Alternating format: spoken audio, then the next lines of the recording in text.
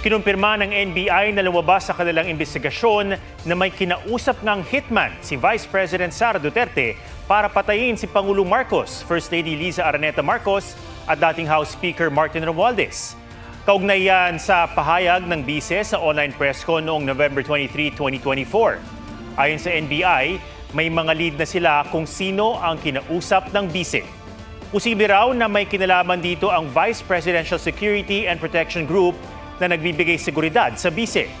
Dagdag ng NBI na beripika nila ang authentic na video ng pagbabanta ng bise at hindi edited, altered o ginawa gamit ang AI o artificial intelligence. Ayon pa sa NBI, may tuturing na inciting to sedition at grave threats ang sinabi ng bise. Nakitaan din daw nila ito ng reasonable certainty of conviction. Nauna nang inihain ng NBI sa Justice Department ang reklamong inciting to sedition at 3 counts ng grave threats laban sa bise.